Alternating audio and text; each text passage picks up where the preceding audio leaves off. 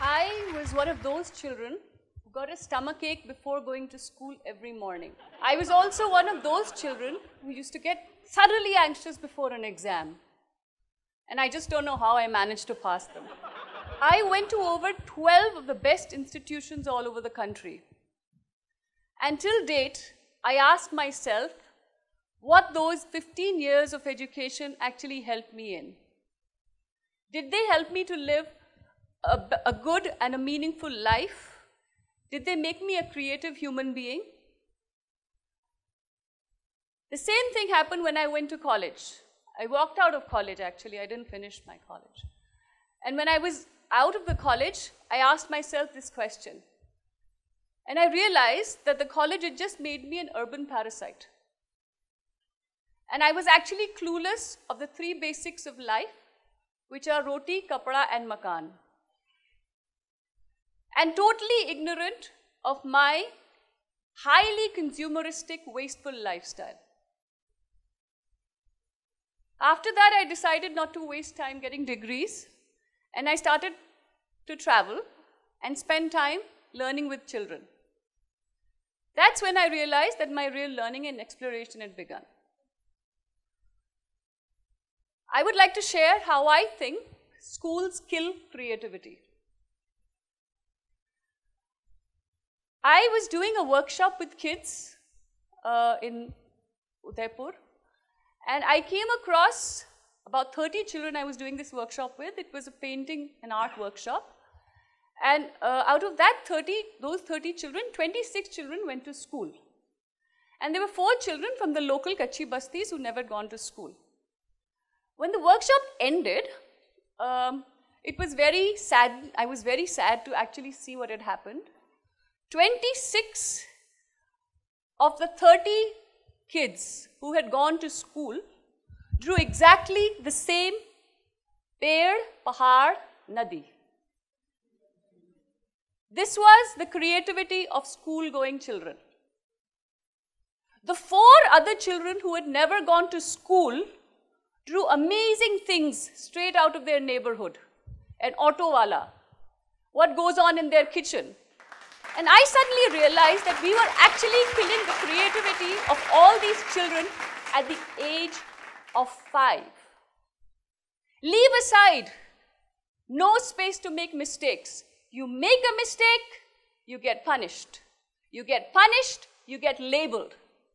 And those dehumanizing labels stay with you lifelong, believe me. We carry them and start accepting them. So for me, I realized that this education system was actually doing much more harm than good to the planet. That led me to a further exploration. And I started understanding. I said, let's find out what's going on in education in other parts of the world. And it was the same story. Believe me, it was the same story. Today's global system of education, which I also call factory schooling, is creating millions of unemployed, visionless, wisdomless youth. It's been about 17 years, 18 years. Both me and my husband decided that we would unschool our family.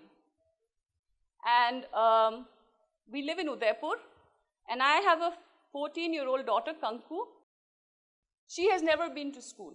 We've never sent her to school. And we've been trying to grow and learn with her. We believe that actually we are learning much more beautifully and growing as better human beings when our children are with us. My daughter learns freely, spends a lot of time with people of different age groups, chooses who she wants to learn with, and is a much more creative person when she's in nature. So we created a space and a counter movement. We gathered the courage to create a counter movement. We call it Shikshantar. And it's a space for people who don't want to go to school and college, who don't want degrees, and people who want to create their own path of learning.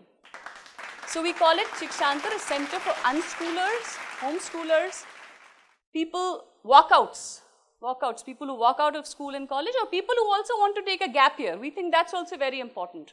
If you take a gap year, you learn a lot more than you learn in 12 years of school or college.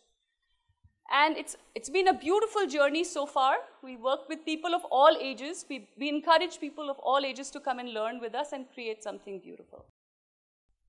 Let me share some of my heroes with you. I'll start with these two, Kudrat and Ajanmya. Kudrat is now 16. He's a great filmmaker, an animator, a healer. He does a lot of stuff with natural materials. He's a great chef and one of the most sensitive and independent kids I've come across in my life. Ajanmya is now 12, and he is a great theater person, sports person, and also does a lot of stuff with animals. Both these kids never went to school. Their parents decided that they did not want to send them to school because they believe that learning is a lifelong process and you cannot limit it only to getting jobs, degrees, exams. It's a much, much larger project which we all have to take into our own hands as parents. This is Kudrat and Ajanmya at the ages that I've told you they are, have also started their own YouTube channel. It's called Aha Bandhu. Please visit it if you guys get a chance. And on this channel, you will see more than 50 films that they have both made in the past 2 years. These are films that talk about everything that revolves around their life. And I think that if children can get that confidence to do those kinds of things, we need to let our children be a little more freer in doing what they want to do, letting them do what they want. Meet Sunny and Manoj. These are two boys from one of our Kachi Bastis in Udaipur, and they both walked out of school in class 10. They had a dream to become chefs, and now they are the founders of one of the most healthy and organic cafes in Udaipur called Millets of Mewar. Just recently, they were published, their names, and they were published as leading chefs of India. I'd like to share another very interesting experiment. It's called Swaraj University, and it's also based out of Udaipur. It's India's first self-designed university. I don't know if you've heard of that term, but it's a 2-year program, and the people who join it are called Khojis. And the 2 years are in their hands. They design the 2 years of their life. Actually, Swaraj University was started with this belief that true democracy happens when we can choose our own gurus and teachers, not only our leaders. If we can choose our teachers, we are being able to appreciate the wealth that exists around us. So Swaraj University was started with that belief. And in Swaraj University, we do not ask for a degree and we do not give a degree. We don't believe in that piece of paper, which actually means nothing today. Actually, if you ask me today, I feel that degrees and diplomas are actually the biggest disease and threat to human dignity and the human soul. We can do much better without those things.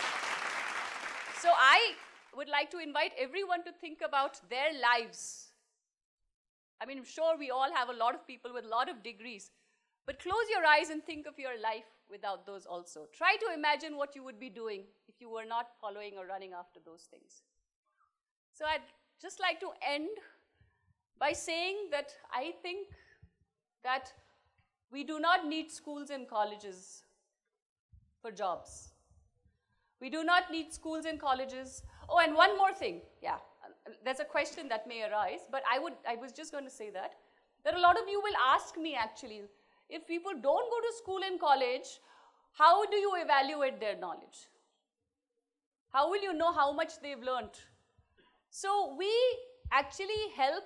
We did a campaign 6 years ago. It's called Healing Ourselves from the Diploma Disease. It's a worldwide campaign we did, in which we actually created a directory of more than 500 organizations who said that we will give employment to passionate, creative youth. We do not care if they don't have degrees or diplomas. They should have a will to learn and create amazing communities with them. Because schools are actually not creating job creators. They're only creating job beggars. So we want to create a class of people who want to create employment for more people. So I'd just like to end by saying that schools, actually, we don't need schools and degrees for jobs. We do not need schools and degrees for universities. We do not need schools and universities for marriage. And we do not need schools and universities and degrees for real learning.